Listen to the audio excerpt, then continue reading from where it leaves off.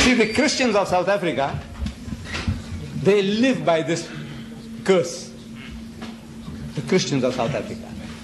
You see, they read in the book of Genesis chapter 9 that after the flood, Noah, the prophet Noah, and his 3 sons, Sam, Ham, and Japheth, they started growing grapes. And from the fruit of the vine, they fermented wine. And Noah, according to the Bible, drank too much. And he was lying naked, spread out. So out of his 3 sons, Sam, Ham, and Japheth, Ham, H-A-M, Ham, same spelling as the piece of pig. Same. He behaved like a pig. He laughed at his father's nakedness. Look at the old man, his father, spread out, naked. But the other 2, they felt ashamed of the father's nakedness. They took a piece of cloth and they walked backwards and they covered up the father. In the meantime, the father knew what was going on. But he was too dead drunk, according to the Bible, to do anything about it. When he comes to his soberness, now he curses. And he curses, "Cursed be Canaan, for a servant of servant thou shalt be unto thy brethren." So that is the curse. And the white people of South Africa, they believe that we are the children of Ham, all the black peoples of the earth. You see, and they are, the white races are the children of Sam and Japheth. So we are to be the slaves, the carriers of wood, the bearers of wood and water, do all the menial work. So the white man in South Africa, he can't get reconciled to the Indian, the African, the colored who becomes rich. We also have some of us Mercedes-Benzes. We also have air-conditioned homes. We also have swimming pools in our homes. He can't understand it.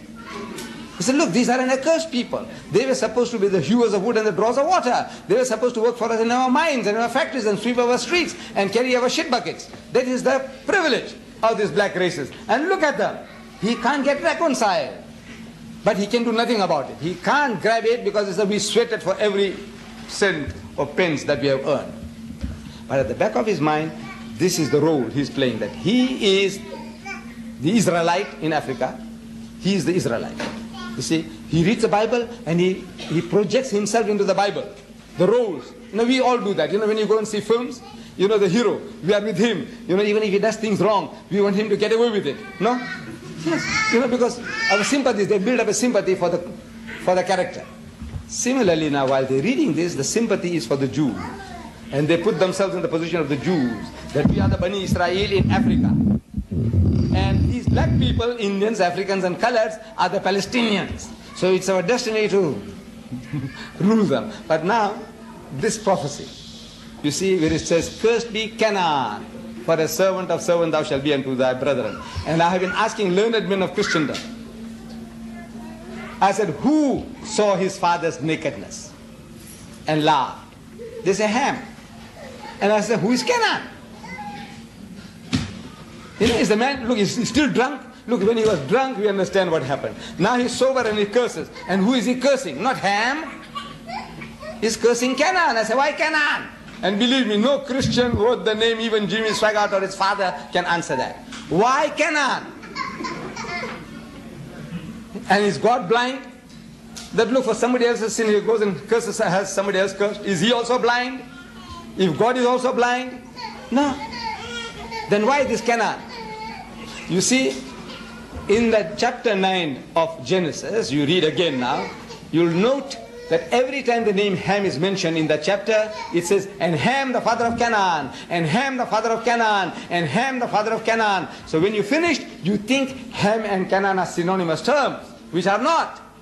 Ham had 4 sons, Cush, Mizraim, Put, and Canaan. He was the youngest of the grandson of Nuh. Why would he leave the culprit, leave the 3 other brothers of his, and curse this little infant fellow? Why? Ask him. Is the man still drunk? Or is God blind? No. This is man-made book. The book is man-made. This is not the book of God. So the guy who had the pen in his hand, very few people were able to read or write in those days. Like in Arabia, there were only about half a dozen people in the whole of Arabia in the time of our Nabi Kareem Sallallahu Alaihi Wasallam who could read and write. Abu Jahl was one of those. So, very few people. And if you had something against Didat, oh, you can introduce me into the book.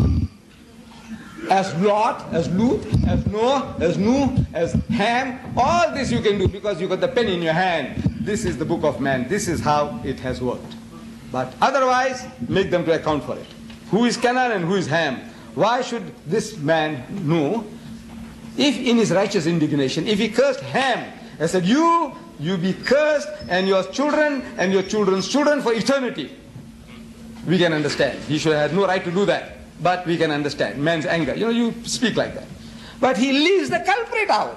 And he leaves the three other sons of his, and he picks up the innocent little child. You know why? Because Canaan became famous in history. So this, whatever family this guy belonged, he had something against the Canaanites. So this is the concoction, the word of man. So Allah says, فَوَيْلٌ لِلَّذِينَ يَكْتُبُونَ الْكِتَابَ بِأَيْدِهِمْ. So woe to them who write the book with their own hands. ثُمَّ يَقُولُونَ هَذَا مِنْ عِنْدِ اللَّهِ. Then they say, this is from Allah. لِيَشْتَرُوا بِهِ ثَمَنًا قَلِيلًا. That they may reap some little reward.